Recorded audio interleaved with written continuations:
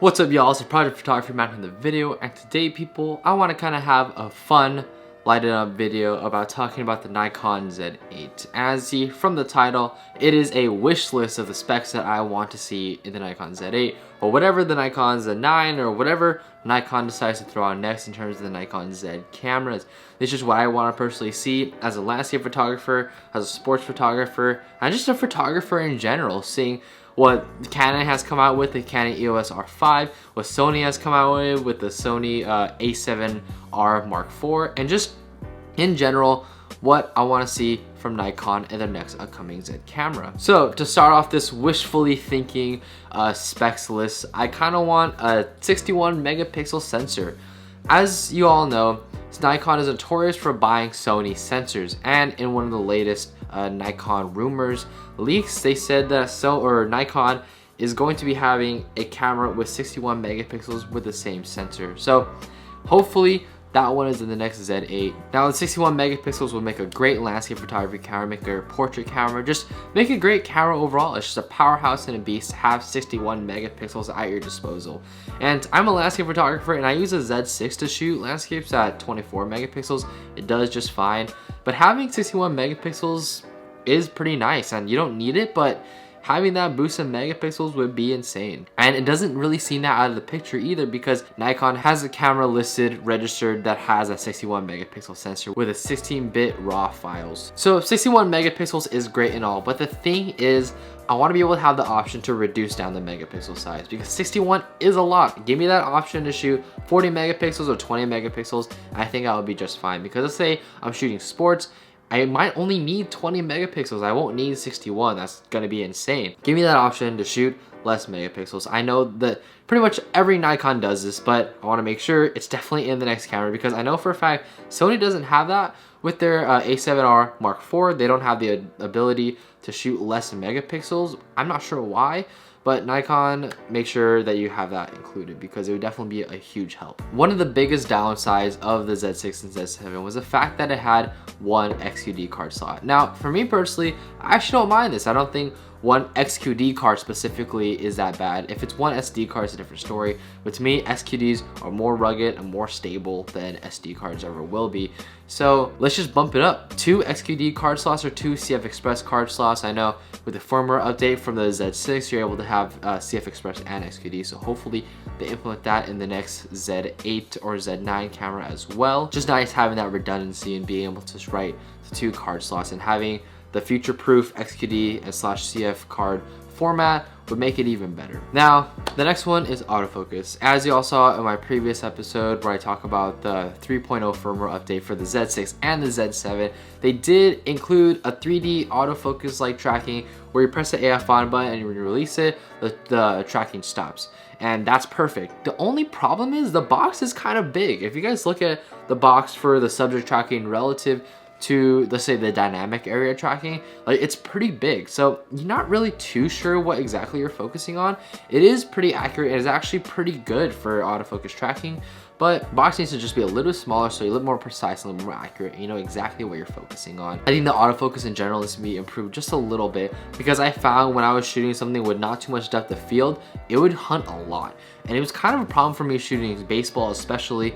So I had to resort to using very high aperture lenses, so 2.8 mainly, that's what I was using as my second body, which was the Z6. We just need an autofocusing system that's reliable and trustworthy, fast, precision, accuracy, and it's just overall like good autofocusing system. It doesn't have to be level of Sony or Canon, it just needs to be reliable. That's the main thing.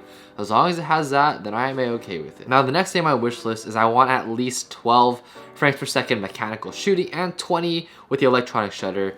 Now, I'm not one to use electronic shutters that much, because I don't want to have that rolling shutter. I also don't want to have banning be an issue, but having that option would certainly be nice. And seeing that in the next Z8, Z9 cameras would be amazing. And the fact that the EOS R5 has it, I think Nikon could definitely do it. The thing with Nikon Z6 is that it does have 12 frames per second, but you can only use it at 12-bit RAW files. And it kind of does this thing where you shoot the burst and it shows you the preview of the last photo. So you always feel a step behind and you're not really on time with everything. That's what I found with the Z6. And it's not really that big of a deal, because I noticed that when I'm shooting, I just have to kind of shoot it a little bit before the actual event happens or the decisive moment happens. So that's not too big of a deal, but I would just like to see it more consistent, more like when the Z6 is shooting at 5.5 frames per second, do that, but with 12 frames per second. It's definitely doable. I know Nikon can do it, and hopefully it comes in the next cameras. I just want to have a camera that shoots 12 frames per second, that's consistent, and just works well. The next spec that I kind of want, I know this is a really long shot, but Nikon, if you guys could incorporate the 3-way tilty screen from the Fuji X-T3, pretty much their X series, which is X-T2, X-H1, things like that. If you can include that type of screen in the Z8 or Z9, that would be amazing, because I shoot a lot of landscapes actually vertically, like a lot of people don't know. Shooting vertically in landscapes is actually a big help, because you want to get different compositions. Maybe the way the landscape is set up, maybe a vertical orientation might warrant it. Being able to have that tilty screen come up vertically would be great. I love the way that Fuji has set up their tilty screen, and hopefully Nikon can have it in there. I absolutely doubt they'll ever do that, because we know how their screens are. They've always done the 2-way tilting screen, but if they could include a 3-way, that would be incredible. Now the next one, I want ISO 64. It has it in the D850, Z7. Just throw it in there into the 61 megapixel camera that hopefully comes out. It should be pretty easy to do, but if they possibly could do this, I don't even know if this is possible, but if they could throw in 32 ISO, that would be mind-blowing. That would absolutely help my landscapes a lot. I wouldn't have to bring a strong ND filters, because then I always do the extended ISO range. So I shoot with my Z6, I shoot at 50 ISO versus 100. So with 32 ISO, you'd actually be able to shoot 16 ISO, which is insane, and be able to have lower shutter speeds, and that would be incredible for me, and just would make shooting landscapes a lot easier, have more dynamic range, and just be better overall. So this is kind of like another minor feature that I kind of want as a landscape photographer. Switching out lenses in the field is kind of a thing that I need to do when switching between video and stills, and the Canon EOS R has this, and I'm assuming the next R5 will have it as well. But when you're changing out lenses, I want the shutter to come down to protect the sensor from dust and wind and sea, water, and all of that kind of stuff, so I don't have to deal with that. If that is included, my gosh, that would be absolutely incredible, because when I'm switching out lenses, I always have to fear that my lenses or my sensor is going to get hit by either water or dust or just something, and I don't want that to happen, because I don't want that to show up in my final product for my landscape. So if the sensor or the shutter can just come down, protect it for a few seconds while I put the lenses back on, that would be great. The EOS R does it. I'm not sure why Nikon can't put that in there as well. Now, this is something that Nikon has done in their D780 as well as the Nikon D6, have 900-second exposures. It's not that hard to do. Literally, you could probably add it in a firmware update for the Z6 and Z7, but they haven't done that yet. So hopefully 900-second exposures in the next camera. Definitely doable, because they did it in literally all their other DSLR cameras, and it's definitely doable for mirrorless. It's not that hard to put in, but that would definitely help a lot for landscape photography. It would make my workflow so much easier. I don't have to set timers, nothing. Just click the button, watch the countdown happen, so I know exactly how much time I have left, and get some amazing landscape photos without really having to set timers and make everything so cumbersome. That seems like an easy fix. They're definitely gonna throw it in there. I can absolutely guarantee it. Another thing I really want actually is a circular eyepiece. And the Nikon D3, D3S, all the pro cameras, the D500, D850, all have a circular eyepiece, and I really would want this in the Z8 when it comes out. Circular eyepieces are honestly my favorite. They just feel so rugged, and like when you look inside it, it looks so much cleaner to me, and I don't know, I really like circular eyepieces rather than the rubber one that they give us. It just feels more stable, and I already ripped my Nikon Z6 eyepiece, so hopefully they give us a circular one. I really like circular ones. I don't know about y'all, but yeah, hopefully they include that in the next Z camera. So this one is kind of a big one. This is the main reason why a lot of people did not pick up the Z6 or Z7. The fact that it doesn't have a battery grip.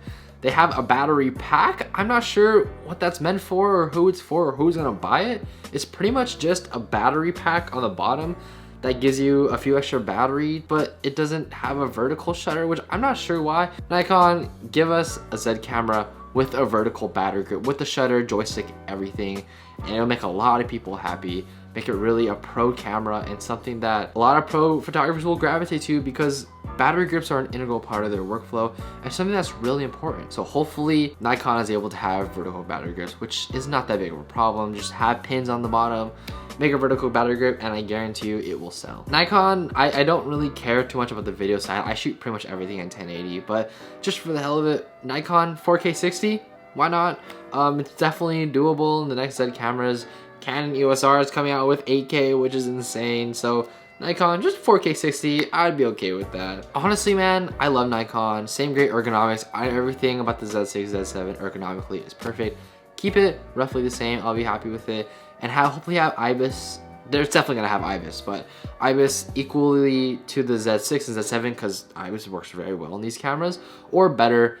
Pretty simple stuff, but honestly, Nikon, y'all need to step up your game with the Z8 or Z9. The reason why pros love the D850 so much is the fact that it was a do-it-all camera. The fact that it can do everything very, very well. It can do sports, you can do wildlife, you can do portraiture, landscapes, literally anything, you name it, it's gonna be able to do it. It was a workhorse, something that was reliable and trustworthy. The thing that I guess a lot of people didn't gravitate towards the Z6, Z7 is just they didn't feel like it was reliable. And that's a pretty common opinion within a lot of the Nikon community. And I personally love my Z6. I know it's a great camera and all, but just in general, I feel like a lot of people don't feel that way. Just make something that is absolutely reliable and trustworthy, and you're gonna get a lot of people to switch over from DSLRs to mirrorless. I love the Z system. I absolutely can't wait for the next Z camera to come out. And with Sony coming out with the A7R Mark IV and Canon coming out with their EOS R5, Nikon has to step up their game a little, and hopefully with the Z8 or Z9, whatever comes out, they're able to do just that. Make an incredible workhorse Nikon, and I guarantee you it's gonna do very, very well. So yeah, that's pretty much it for me, guys. Let me know what y'all think down in the comment section down below. Let me know what specs you guys want to see in the next Z8 or Z9 or whatever Z camera comes out next. Let me know the specs you want to see down in the comment section down below, or if there's something you don't agree with in my video, just let me know, because this is a platform of discussion. I want to talk to you guys about the different ideas and things that could be in the next Z camera. So yeah, this is kind of a fun video. So let me know what y'all think of this video. Let me know what y'all think down in the comment section down below, and I will catch you guys in the next one.